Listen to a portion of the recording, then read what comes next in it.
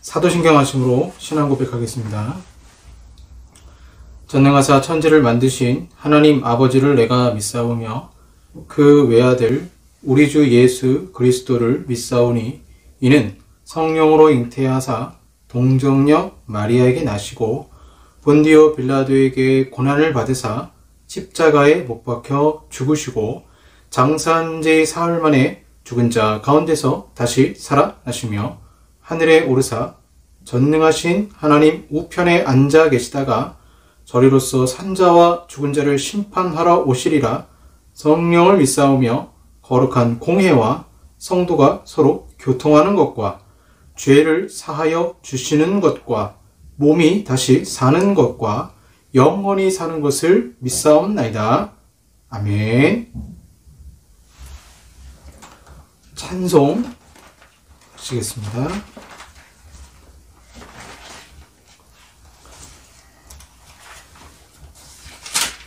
찬송가 108장 그 어린 주 예수 찬송합니다.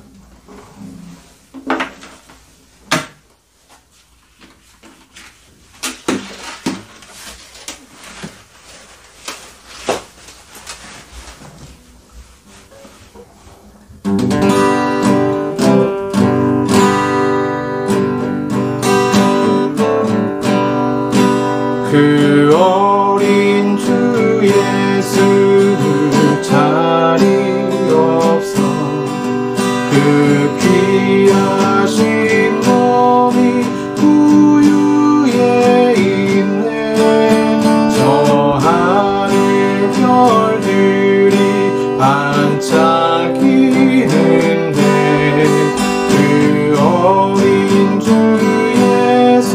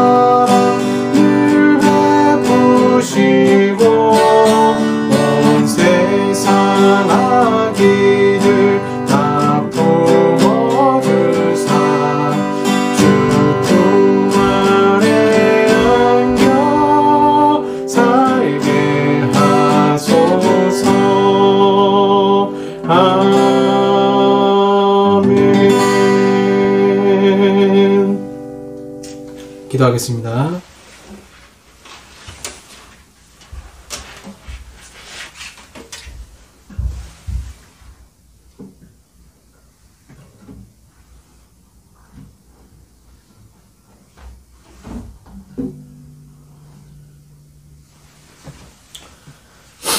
사랑과 은혜가 풍성하신 아버지 하나님 감사합니다. 예수님을 기다리는 목동들처럼 예수님을 그 별들을 바라보며 주님 바라보기를 간절히 소망했던 저 동방 박사들처럼 우리가 주님을 그렇게 고대하며 기다리고 있습니다. 특별히 코로나19라는 이 엄중한 상황 속에서 이제는 변이 바이러스까지 발생하는 그 어려움 가운데에 인간의 의학과 과학을 해결할 수 없는 지금의 이 문제, 오직 하나님만이 해결할 수 있고 하나님만이 이 땅을 치유하여 수 있음을 주님께 고백합니다. 이 일로 인하여서 인간이 쌓은 바벨탑과 교만한 모습이 얼마나 많은지요. 또 저희들 그러한 가운데 이 세상 문화에 젖어들면서 하나님보다 세상을 더욱 사랑하며 주님과 상관없는 삶을 살 때도 얼마나 많았는지요. 이 시간 아버지 앞에 고백하오니 십자가의 보혈로 우리의 죄를 용서하여 주시옵소서. 주님을 기다리는 이 시기에 또한 우리의 삶을 뒤돌아볼 때에 벌써 2021년 12월 달을 맞이하면서 우리가 그동안 무엇을 하며 하나님 영광이 어떻게 살았는지를 반성하고 회개하게 됩니다. 주님,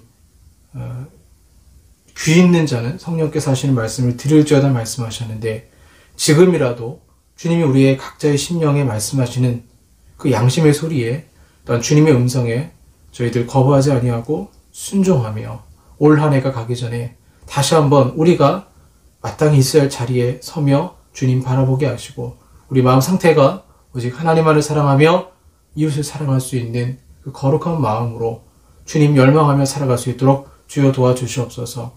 오늘도 예배 가운데 주님이 임재하여 주심을 믿습니다. 오직 성령 하나님께서 우리 예배를 주장하시고 우리의 기도를 들으시고 우리의 심령 가운데 함께 하시며 특별히 2022년 이제 남교회 하나님 함께 하셔서 한 예배터를 잡고 그곳에서 바이러스가 있든 없든 상관없이 믿음 있는 사람들이 모여 하나님께 예배하며 성경 공부하며 제자 훈련하며 또 이 세상을 어떻게 믿음으로 살아갈지 연구하는 하나의 공동체로서 이 세상에 선한 영향력을 끼치는 공동체로 자라날 수 있도록 주님 축복하시고 그날과 그때를 주님이 정하시고 역사하심을 저 믿습니다.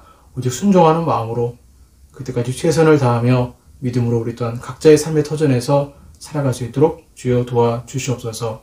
이 시간도 주님이 말씀 가운데 찾아와 줄 것을 믿사오며 이 모든 말씀 우리 주 예수 그리스도의 이름으로 기도하옵나이다. 아멘. 네, 성경 말씀 보겠습니다. 요한계시록 1장 9절에서 20절까지 말씀입니다. 네, 요한계시록 1장 9절에서 20절까지 말씀입니다. 성경의 가장 마지막 책이죠. 요한계시록 1장 9절에서 20절까지 말씀. 제가 가진 성경 신약 399쪽이 되겠습니다. 제가 봉독하겠습니다. 나 요한은 너희 형제요 예수의 환난과 나라와 참음에 동참하는 자라. 하나님의 말씀과 예수를 증언하였으므로 말미암아 반모라는 섬에 있었더니 주의 날에 내가 성령에 감동되어 내 뒤에서 나는 나팔소리 같은 큰 음성을 들으니 이르되 내가 보는 것을 두루마리에 써서 에베소, 서머나, 버가모, 두아디라, 사대, 빌라델비아, 라오디게아 등 7 교회에 보내라 하시기로 몸을 돌이켜 나에게 말한 음성을 알아보려고 돌이킬 때에 7 금 촛대를 보았는데 촛대 사이에 인자 같은 이가 발에 끌리는 옷을 입고 가슴에 금띠를 띠고 그의 머리와 털의 해기가 흰 양털 같고 눈 같으며 그의 눈은 불꽃 같고 그의 발은 풀무불에 단련한 빛난 주석 같고 그의 음성은 많은 물소리와 같으며 그의 오른손에 7 별이 있고 그의 입에서 좌우에 날성검이 나오고 그 얼굴은 해가 힘있게 비치는 것 같더라. 내가 볼 때에 그의 발 앞에 엎드려져 죽은 자 같이 되매 그가 오른손을 내게 얹고 이르시되 두려워하지 말라. 나는 처음이요 마지막이니 곧 살아있는 자라. 내가 전에 죽었었노라. 볼지어다 이제 세세토록 살아있어 사망과 음부의 열쇠를 가졌노니 그러므로 내가 본 것과 지금 있는 일과 장차 될 일을 기록하라. 내가 본 것은 내 오른손의 7 별의 비밀과 또 7 금촛대라. 7 별은 7 교회의 사자요 7 촛대는 7 교회니라. 아멘. 내년 1월까지일 수도 있고 2월까지일 수도 있을 것 같아요. 특별히 우리가 성탄절 그러면 아기 예수님 탄생하신 날로 지키고 있는데 더 중요한 날이죠. 이제 성탄절이 올 때마다 우리가 느끼는 것은 생각해야 될 것은 이제 초림의 예수님이 아니고 재림의 예수님이죠. 재림 때 예수님이 또 재림이 오시기 전까지 예수님이 어떠한 모습으로 교회에 나타나기를 원하시는지 또 각 교회마다 어떤 모습으로 등장하는지를 이 요한계시록에 특별히 7 교회를 살펴보면서 우리의 교회론을 정립하고 하나님의 교회에게 요구하시는 것. 교회는 곧 우리거든요. 우리에게 요구하시는 모습이 무엇인지를 좀 살펴보는 시간을 가지도록 하겠습니다. 오늘은 서론 부분, 예수님이 한국 교회에 오신다면 이란 제목으로 말씀 전하겠습니다. 독일 나치가 유럽을 평정할 때 일부 이 잘못된 학자들이 예수님의 모습을 그림으로 그렸는데 그 모습이 탱크와 같았습니다. 그래서 요한계시록 1장 15절을 보시면 그의 발은 풀무불에 단련한 빛난 주석 같고 그의 음성은 많은 물소리와 같으며, 요걸 가지고 풀무불에 빛난 주석 같아라는 것을 그 전차의 궤도 있죠, 궤도, 그걸로 이제 표현을 하고 이 많은 물소리를 대포 소리로 이렇게 의인화시키면서 탱크의 모습을 한 예수를 그렸어요. 신성 모독이죠. 그런 모습으로 예수님을 그리는 우스꽝스러운 일들도 있었습니다. 그렇기 때문에 요한계시록은요, 시대적으로 문자적으로 해석하다가 오류에 빠지거나 넘어지는 적이 상당히 많아요. 지금 시대도 마찬가지죠. 요한계시록을 읽을 때에는 반드시 상징적으로 해석해야 하고, 요한계시록뿐만 아니라 다른 성경도 마찬가지입니다. 유대 묵시문학이 있습니다. 유대 묵시문학과 그 당시의 구약 배경을, 왜냐하면 요한계시록에 상당히 많은 말씀들이, 구약에서 인용한 말씀들이, 또 출애굽기에 나오는 10가지 재앙의 모티브를 따온 것들이 상당히 많기 때문에 그냥 해석하는 것이 아니라 유대 묵시문학, 또 그 당시에 로마와 그런 국제 정서의 관계 등을 살펴보면서 배경을 이해하는 것이 굉장히 중요합니다. 14만 4천 명, 이거 가지고 얼마나 많은 사람들이 이단에 빠져요? 14만 4천 명은 뭐 잘 아시는 것처럼 14만 4천 명만 구원받는다는 게 아니라 12 곱하기 12 곱하기 1000이잖아요.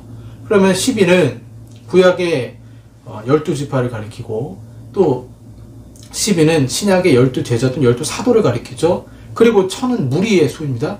그러니까 완전수를 곱한 완전히 구원받은 백성들을 가리키기 때문에, 그래서 14만 4천이 그냥 딱 14만 4천이 아니라 허다한 모든 이민족까지 합친 허다한 무리로도 요한계시록에서 표현을 하고 있죠. 그러니까 문자적으로 해석해서 우리는 14만 4천 명이 들어가야 된다 라고 하는 그 이단적 사상이 아니라 상징적으로 해석하면 이것이 구원받는 모든 백성이라는 것을 알게 됩니다. 존 스토트 목사님도 말씀하셨지만 두세 개의 다리를 놓는 것이 설교자의 역할이죠. 그래서 본문이 있죠. 텍스트와 현재 우리의 상황, 컨텍스트가 있습니다. 이 세 개의 다리를 놓는 것, 성경의 세계와 지금의 세계의 다리를 놓는 것이 설교자의 역할인데, 이 컨텍스트를 빼버리고 텍스트만 막 얘기한다면 우리 적용점이 없겠죠? 반대로 텍스트를 빼버리고 컨텍스트만 얘기하다 보면은 그냥 설교자의 생각에 성경 본문을 맞춰버리는, 그래서 엉뚱한 해석이 나올 수가 있죠. 둘 다 고려를 해야 되는 거죠. 그래서 이제 요한계시록을 엉뚱하게 해석하는 경우가 많습니다. 오늘 특별히 1장에 나오는 예수님의 모습도 그러한 관점으로 이해하는 것이 필요하죠. 특별히 오늘날 코로나 바이러스 때문에 상당히 우리가 많은 어려움을 겪고 있지 않습니까? 이단이 걸렸을 때 이단이 숨기고 거짓말하고 또 돈을 먼저 생각하는 집단이기 때문에 바이러스가 걸리면 확 더 퍼지는 것을 우리는 이미 경험을 했습니다. 이러한 이단들의 공통점을 보시면 요한계시록을 잘못 해석을 하죠. 그래서 유치하게 해석해요. 제가 예전에 원안교 사역할 때 놀이터에서 어떤 여자분이 열심히 전도를 하더라고요.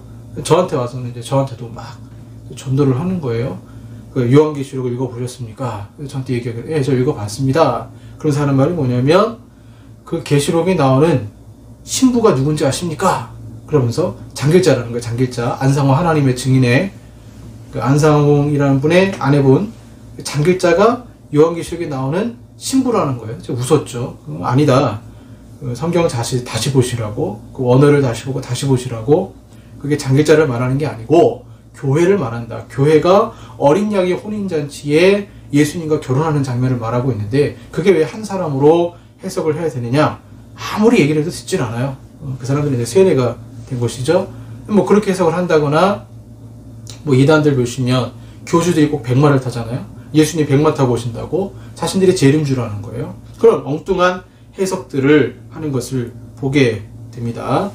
예수님의 모습을 우리가 제대로 알고 있다면 우리는 바른 신앙생활을 할 수밖에 없어요. 특별히 코로나19 시대에 이제 성탄절을 맞이하게 될 텐데, 제가 성탄절 관련해서 어떤 설교를 시리즈로 할까 고민하다가 이렇게 바이러스가 심한 시대에 아기 예수님의 탄생만을 축하하는 의미가 아니라 이제는 말세지말 종말론적으로 다시 오실 예수님을 바라보는 것이 성탄의 원래 의미가 아닐까 이렇게 생각을 하게 돼서 요한계시록 설교를 준비하게 됐습니다. 요한계시록에서는 예수님의 오심이 두 가지가 있어요. 하나는 상시적 오심이 있고 두 번째는 종말론적 오심이 있습니다. 재림이라고 하죠. 상시적 오심은 말 그대로 예수님이 수시로 오시는 것입니다. 예수님이 한 번 오시는 게 아니고 왔다 갔다 하세요. 누굴 통해서? 성령 하나님 통해서 왔다 갔다 하시죠. 코로나19에 만약 교회, 한국교회를 찾아오시는 모습을 한번 상상해 보세요. 아시아 7교회의 주님께서 사도 요한을 통해서 주의 날입니다. 주일날 환상을 통해서 교회의 편지를 쓰게 하셨고 그 교회에 불시적으로 또는 약속된 만남으로 각 교회, 아시아 7교회를 찾아오신다고 했어요. 그러면 예수님이 성경에 나오는 아시아 7교회만 찾아오는 것이 아니라 지금도 수시로 한국교회에 찾아오시는데 한국교회 예수님은 과연 어떤 모습으로 찾아오실까라는 것은 역으로 예수님이 아시아 7교회의 어떤 상황 속에서 어떠한 모습으로 등장했는지를 보게 된다면 내가 속한 교회, 내가 다니고 있는 교회에 예수님은 과연 어떤 모습으로 등장할지를 양심적으로 다 알 수는 있어요. 모른다고 할 수는 없죠. 우리 교회 모습 보면서 아시아 7교회에 내가 이렇게 나타날 거다라고 예수님 말씀하셨는데 그 동일한 모습으로 그 교회 형편에 따라 예수님이 내가 속한 교회도 이렇게 등장할 수 있다는 것을 우리는 미리 이 예언의 말씀을 통해 짐작할 수 있는 것이죠. 그래서 하나씩 살펴볼 텐데요. 오늘 서론적인 부분이니까 이 각 7교회에 나타나시는 살짝 그 모습들만 살짝 나타내도록 말씀을 드리겠습니다. 1장 13절에 인자 같은 이가 나오죠. 촛대 사이에 인자 같은 이가, 이 인자 같은 이는 다니엘서 7장 9절에 나옵니다. 내가 보았는데 왕자가 놓이고 옛적부터 항상 계신 이가 좌정하셨는데 그 옷은 희기가 눈 같고 그 머리털은 깨끗한 양의 털 같고 그 보좌는 불꽃이요 그 바퀴는 붙는 불이며. 이 다니엘서 7장 9절의 말씀 보면서 독일이죠. 나치를 따르는 사람들이 불꽃과 그 바퀴를 보고 예수님을 탱크처럼 묘사했죠. 문자적으로 해석하면 안 된다는 겁니다. 이미 다니엘서에는 예수님의 모습을 상징적으로 표현하고 있습니다. 발에 끌리는 옷을 입었다는 것, 제사장들이 입는 것이죠. 그리고 그 옷이, 겉옷이 제사장이 입는 그 겉옷과 동일한 옷입니다. 가슴에 금띠를 띠고 있는 것도 제사장들의 복장, 그 중에 에봇이나 띠를 띠는 것, 대제사장의 모습이죠. 그래서 1장 13절의 모습은 대제사장이신 예수님 말하는 거예요. 대제사장이신 예수님. 그리고 대제사장이 성전에서 하는 일이 가장 중요한 일이 뭘까요? 이 성소, 지성소에 들어가는 것이죠. 그리고 성소에 들어가서 촛대, 그러니까 이 성막에 들어가시면 촛대가 있어요. 이스라엘을 상징하는 그 촛대에 불이 꺼지지 않게 하는 게 제사장의 가장 큰 역할 중 하나였죠. 예수님은 촛대에 불이 꺼지지 않게끔 수시로 살펴보고 있다는 거예요. 어떤 복장을 하고서요? 대제사장의 복장을 하고서 말이죠. 그리고 14절에서 그의 눈은 불꽃 같다라는 표현과 그의 입에서 날성검이 나온다는 것은 예수 그리스도를 심판주로 소개하고 있습니다. 이사야서 11장 4절에서 메시아가 그 입의 막대기로 세상을 치며 라는 말씀을 배경으로 주어지는데 여기에서 이사야 말씀의 막대기를 계시록에서는 칼로 바꾸었어요. 그러니까 날성검, 좌우의 날성검은 말씀을 말하는 것입니다. 1장 15절에서 그의 발은 풀무에 단련한 빛난 주석 같다라는 문구는 그리스도의 영광과 능력의 모습이 강조되고 있어요. 그럼 이 풀무에 단련된 발로 무엇을 하실까요? 짓밟는 거예요. 심판을 하시는 겁니다. 심판. 그래서 요한계시록 나중에 보시면 이 풀무불, 예수님의 발이 마치 그 포도주 틀을 밟는 것처럼 그 틀을 밟아서 포도의 원액, 그 자줏빛이 피색이랑 비슷하죠. 수많은 사람들이 죽을 것을 심판받을 것을 예언하고 있습니다. 15절에서 그의 음성은 많은 물소리 같다고 나오는데 에스겔서 43장 2절에서는 하나님의 음성은 많은 물소리 같다라는 구절에서 인용한 것이죠. 16절에서 그 오른손에 7별이 있다는 것은 오른손이 성경 전체에는 권세와 능력이죠. 그러니까 주님의 능력으로 일곱 별, 즉 일곱 교회와 사자와 관련된 것으로 일곱 촛대는 또 일곱 별, 교회 공동체를 말하는 거죠. 그 말은 결국 예수님이 능력 있게 교회를 붙들고 있다는 것입니다. 그러면 13절에 촛대 사이에 있다는 것은 결국 교회 공동체를 돌아보시며 지키시고 보호하신다는 것입니다.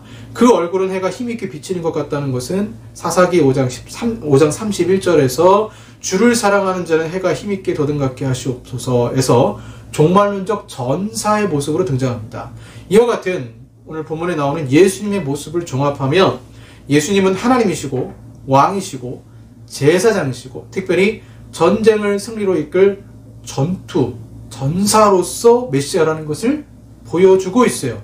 예수님의 이 모습으로 교회를 붙들고 사랑하시고 지키고 있다는 것을 말씀하십니다. 다시 말씀드리면 예수님 제사장이잖아요.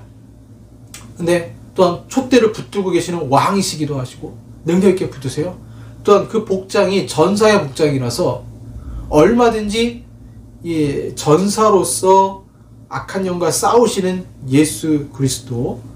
그래서 마지막 때에는 사탄이 교회를 공격을 하게 되는데 영적 전투에서 예수님이 이제 물리치시는 거죠. 그래서 이제 교회가 주님의 힘으로 더불어 주님의 힘과 능력으로 성령 주시는 능력으로 악한 영을 물리치면서 주님이 이 교회를 붙드시고 있기 때문에 세상을 물리치면서 앞으로 전진하게 됩니다. 일곱 촛대는 일곱 등대를 말하고 이 등대는 항상 기름이 필요하죠. 성령님을 말하는 것이죠. 그래서 예수님이 성령을 보내셔서 일곱 교회를 돌보심을 말하는 것입니다. 결국 예수님의 모습은 교회 가운데 계시고 교회 공동체의 중심의 머리로서 임재하시고 주님으로 자정하시는 모습을 보여주고 있죠. 말씀의 검으로 심판하시고 빛난 주석 같은 발로 짓밟습니다. 자, 그렇다면 누구를 공격하는 걸까요? 예수님은 누구를 공격하는 걸까요? 여기에서 이제 계시록의 아주 중요한 해석의 틀이 제공되는 거죠. 예수님은 누구를 공격하는가? 나중에 살펴보겠지만요. 놀랍게도 이 예수님의 심판은 1차 대상이 교회입니다. 1차 대상이 교회예요. 교회가 가장 먼저 이런 무시무시한 예수님의 모습을 통해서 정결하게 됩니다. 그러니까 사실 엄밀히 말하면 심판이 아니고 징계죠, 징계. 그래서 사도 요한은 경건과 두려운 마음으로 17절 20절에 말씀하시는 예수님 앞에 엎드려져 죽은 자같이 되었사. 얼마나 무서웠겠어요. 처음이요 나중이신 그분이 음부의 권세를 가지고 일곱 별 교회를 지키는 영적 존재 천사들을 보내시고 또한 주의 사자들 목회자들을 보내셔서 교회를 지키고 양육하도록 하십니다. 자, 그런데 열매가 없다면 어떻게 될까요? 분명 문제가 생기는 거죠. 예수님의 모습은 나약한 어린 양이 아니라 재림하실 그분은 전사로서 오시는 것입니다. 그러니까 아기 예수님 그러면 나약하잖아요. 우리가 그 예수님을 소망하며 기다리지만 이제 우리가 기다리는 건 사실 아기 예수님이 아니에요. 다시 오실 예수 그리스도, 전사의 모습으로 하고 오시는 예수 그리스도를 우리는 지금 기다리고 있습니다.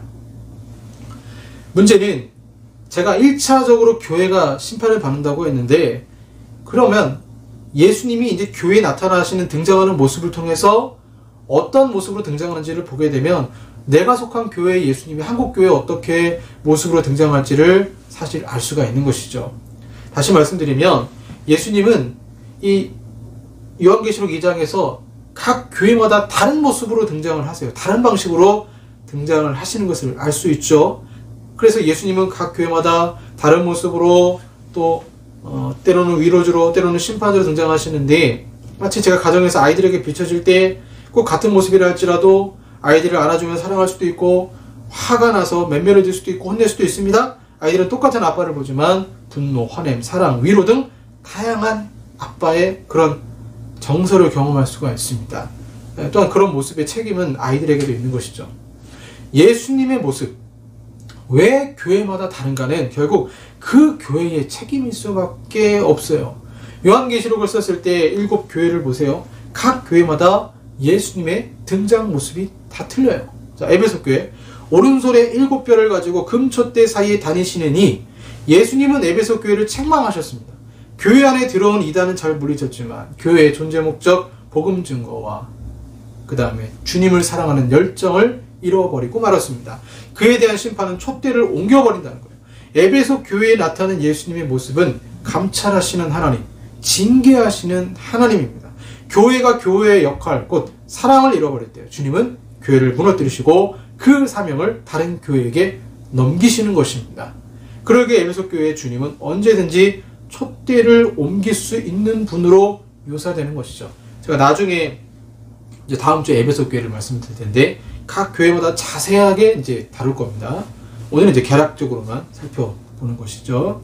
서문학교에서 예수님은 처음이요 나중이요 죽었다가 살아나신 이로 나와요. 알파와 오메가, 죽었다가 부활하신 주. 서문학교에는 유대인들이 특별히 그리스도인들을 공격했고, 그리고 유대인들이 황제 숭배를 안 한다라는 이유로 고소했습니다. 그로 인해서 성도들은 경제적으로 많은 고난을 당했습니다. 주님은 죽도록 충성하라, 생명의 멸관이 준비되어 있다고 하세요. 그래서 서문학 교회에 고난받고 있는 교회 속에서 믿음을 지키고 있는 자들을 위로하고 있어요. 에베소 교회에 나타난 예수님 모습과 사뭇 다르죠. 처음과 나중 되시고 부활하신 주님으로 등장하여서 고난받는 교회를 위로하시는 거죠. 에베소 교회는 7뼈를 붙잡고 금촛대를 거니시는 이라고 해서 심판의 의미가 강했다면, 이 서문학 교회는 부활하신 예수님을 보여주시면서 너희들도 부활할 거니까 걱정하지 마 하는 위로의 모습으로 등장하고 있습니다. 버가모 교회는 좌우에 날성검을 가지신 이로 등장해요.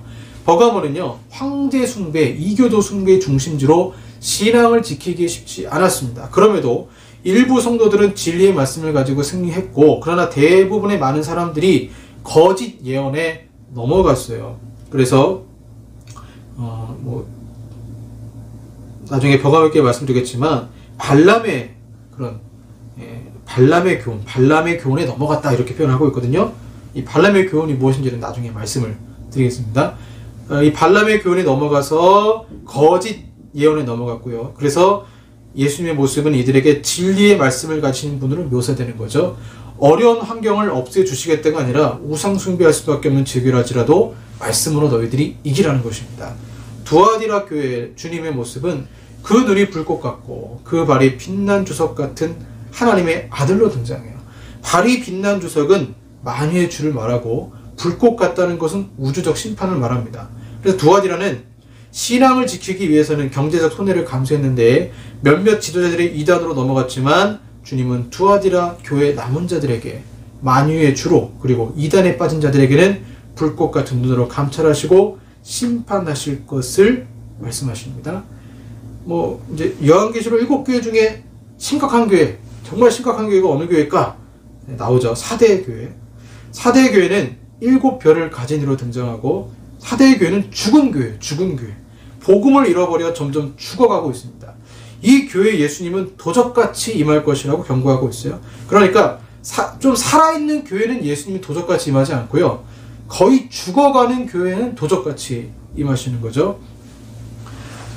교회 주인이 예수님이라면 죽어있는 교회를 주님이 붙드실 이유가 없습니다. 주님은 교회부터 심판하십니다. 남은 자, 이긴 자들에게는 흰옷을 주고 생명책에 이름을 기록하는 것입니다. 에스겔서를 보시면 심판자가 예루살렘 성에서부터 시작을 하는데, 먹칠을 하는 자와 하지 않는 자로 나뉘어서 예루살렘부터 심판이 시작됩니다. 이 세상 종말도 교회부터 심판하시는데, 교회 안에 알곡과 가라지를 나누시고 구원할 자는 구원하시고 나머지는 심판하시죠. 리차드 bax터 목사님 쓰신 회심이라는 책 보시면 교회 안에는 회심하지 않은 자가 너무 많다는 거예요. 이를 신앙인의 불신앙으로 표현하고 있는데, 교회가 안전한 장소가 아니에요. 교회가 그렇지 않죠. 예수님 보시기에 복음을 상실한 교회, 죽은 교회는 남은 자들은 구원하시고 떠나시기도 합니다.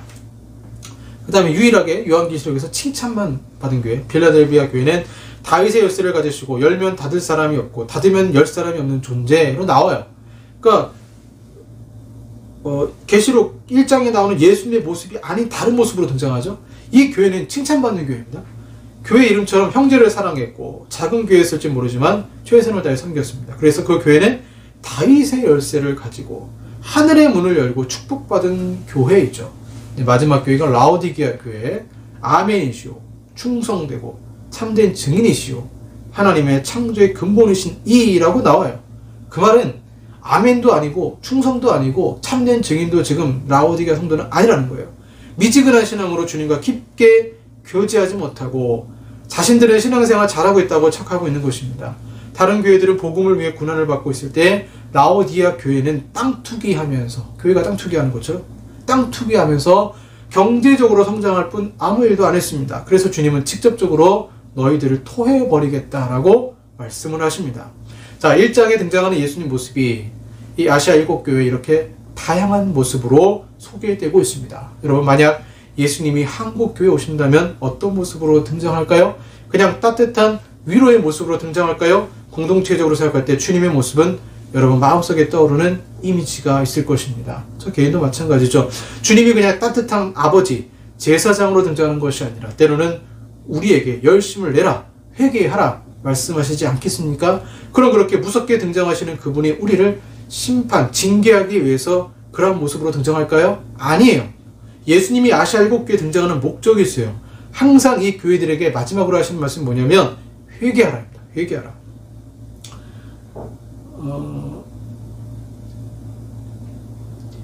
에베소 교회만 보더라도요, 2장 5절 보시면 그러므로 어디서 떨어졌는지를 생각하고 회개하여 처음 행위를 가지라 이렇게 말씀하고 있죠. 버가모 교회 같은 경우는 2장 16절에 그러므로 회개하라 이렇게 말씀하고 있습니다. 또 두아디라 교회 같은 경우는 25절에 너희에게 있는 것을 내가 올 때까지 굳게 잡으라. 또 22절에 그의 행위를 회개하지 아니하면 회개를 항상 단서를 붙이고 있어요. 우리로 다시 하나님을 사랑하고 열심을 내라고 등장하고 있습니다. 요한계시록에서 예수님이 오심은 크게 두 가지예요. 상시적 오심, 주님이 오심이 필요하시면 계속적으로 오십니다. 교회를 살리기 위해서죠. 두 번째는 재림이죠. 그날이 사실 도적같이 온다는 것은 믿는 자가 아닌 믿지 않는 자에게 도적같이 온다는 거예요. 우리는 이미 열처녀 주비에서도 나오듯이 기름 준비한 자들로서 그날을 도적같이 맞이하지 않아요. 우리는 준비하고 맞이하는 거죠. 부활하신 예수님은 제자들을 만나셨을 때 평안하냐 샬롬으로 맞아 주셨습니다. 그리고 40일 동안 나타나셔서 다시 그들을 교육시키셨습니다. 그리고 하늘로 승천하셨어요. 그 승천하신 주님은 그 모습 그대로 이 땅에 오실 것인데, 그렇다면 다시 오실 때 주님은 구원주의 이미지가 아니라 심판주의 이미지로 오시는 것입니다. 예수 믿는 사람들은 심판받으면 안 되기 때문에 상시적으로 오시는 거예요. 그리고 경고하시는 거예요. 기름 준비하고 있느냐? 신학의 흐름이 언제부터인가 우리는 사랑의 하나님만 강조하지 거룩하신 하나님을 등한시하고 있습니다. 상시적 오심을 통해 예수님은 7교회에 경고하셨고 때로는 칭찬도 하시고 위로도 하시는 것이죠. 이번 코로나 바이러스를 겪으면서 어떻게 보면 한국교회의 치부가 드러난 상황 가운데 있습니다. 지금 우리는 안타깝게 온라인 예배를 드리고 있지만 저 천상에서도 예배를 드리고 있고요. 우주적 교회도 예배를 드리고 있습니다. 바이러스 가운데에 그럼에도 불구하고 내가 하나님께 예배드리면서 이웃을 사랑하고 또 말씀으로 돌아가 그 말씀대로 실천하고자 하는 교회들은 주님이 빌라델비아 교회에 나타나신 그 모습으로 등장하셔서 그들을 위로하고 사랑하실 것입니다. 그러나 안타깝게도 대부분의 한국교회 모습 속에서 주님은 때로는 라오디게아에게 경고하신 것처럼 때로는 버가모나 두아디라 교회에 경고하신 것처럼 그러한 모습으로 등장하실 수도 있습니다. 말씀을 듣다 보면 내가 속한 교회가 이 7교회 어디에 가까운지를 알 수가 있는 거죠. 사랑하는 여러분, 우리가 속한 교회가 주님 보시기에 빌라델비아 교회 같아서 칭찬받고 생명의 면류관을 받는 우리들이 되기를 바랍니다. 그래서 그날이 도적같이 임하는 것은 두 부류에 그렇게 임하는 거예요. 믿지 않는 사람, 또 하나는 죽어가고 있는 교회. 죽어가고 있는 교회와 믿지 않는 자들은 그날이 도적같이 임하실 것입니다. 배가 난파하지 않으려면 평행을 감당하는 물이 항상 있어야 됩니다. 마찬가지입니다. 성령의 충만함을 받아야 주님의 모습이 아름답게 우리들에게 상시적 오심으로도 비춰질 것입니다.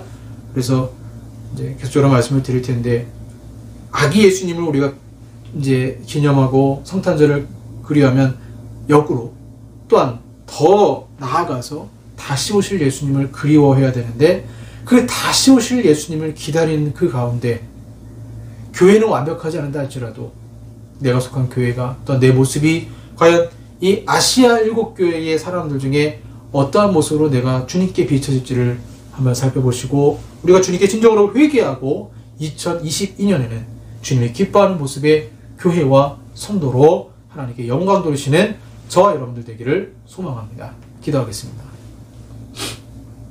주님, 감사합니다. 주님이 등장하시는 그 모습, 제사장으로, 왕으로서, 또 우주를 심판하시는 전사로서 이 땅에 다시 오실 터인데, 특별히 바이러스를 통해서 우리에게 회개를 요구하고 계시는 주여 하나님, 그러나 저희들이 견디기 너무 무거우니 이 재앙을 빨리 물리쳐 주시고, 또한 우리의 진정한 정결한 모습으로 회개하며 하나님께 나아가는 그렇게 성탄절을 기다리는 저희들이 되게 하여 주시옵소서. 세상 사람들처럼 선물 받기 위해서 연인들이 서로를 사랑을 고백하기 위해서 그날을 기다리며 문화를 즐기기 위해서 성탄절을 기다리는 것이 아니라 다시 오실 예수 그리스도를 바라보며 성탄절을 지키며 감당하는 저희들이 되게 하여 주시옵소서. 예수님 이름으로 기도합니다. 아멘. 하나님 아버지 앞에 귀한 예물 드리도록 하겠습니다. 주님 다시 오실 때까지 나는 이 길을 가리라.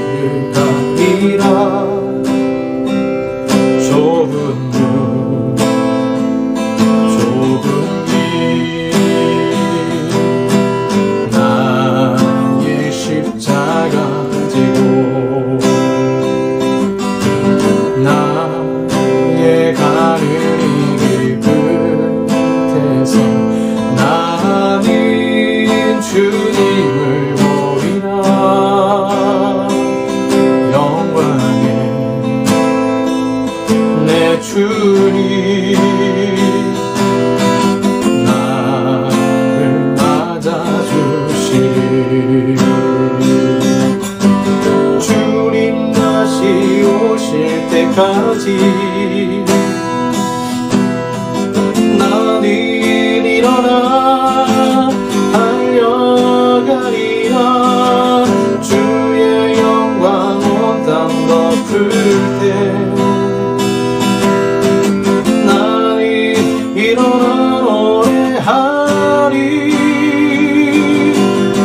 내 사모하는 주님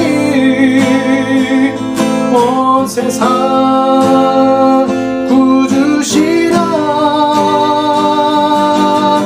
내 사모하는 주님 영광의 왕이시라.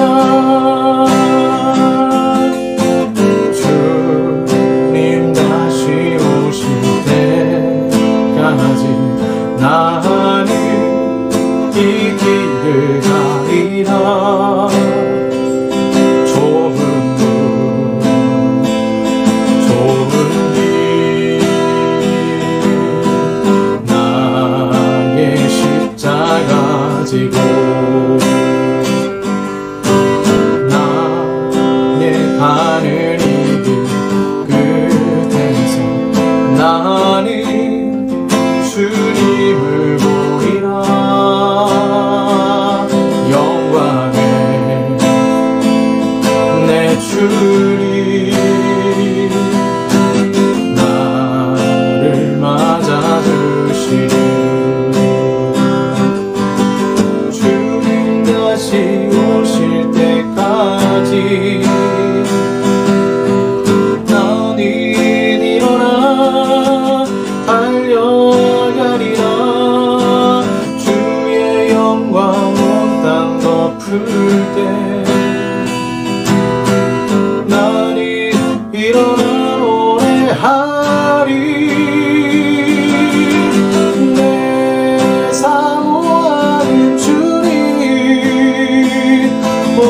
세상 구주시라 내 사모하는 주님 영광의 왕이시라 내 사모하는 주님 온 세상 구주시라 내 사모하는 주님 영광의 왕이시라.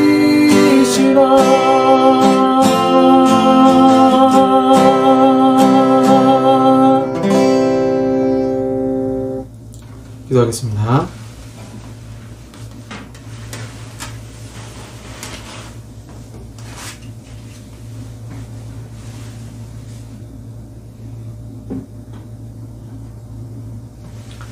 주님, 저희들의 모습 주님 앞에 볼 때 그 세상 어떤 누구라도 부끄러울 수밖에 없습니다. 그럼에도 현재 우리의 상태가 충실하게 주님을 바라보고 섬기고 있는지 보게 되면 회개할 것밖에 없습니다. 연약한 우리를 사랑할 수 없는 존재인 저희들을 십자가의 그 사랑으로 사랑하시고 지켜주신 주여, 오늘도 아버지 앞에 감사함으로 예배를 드리며 11조를 드리며 영광을 돌리오니 주께서 기쁘게 받으시고 그 영혼의 소원을 주님 들어주시고 성도의 소원을 들어주시고 또한 더욱 주님 닮아갈 수 있는 놀라운 성령의 임재하심이 있게 하여 주시옵소서. 지금은 우리 구주 예수 그리스도의 은혜와 성부 하나님의 사랑하심과 성령 하나님의 교제 교통 역사하심이 주님이 교회마다 나타나시는 그 모습을 통하여서 그 영혼을 새롭게 하기 원하는 우리 사랑하는 성도들과 특별히 한국 교회 위에 영원토록 함께 있을지어다. 아멘.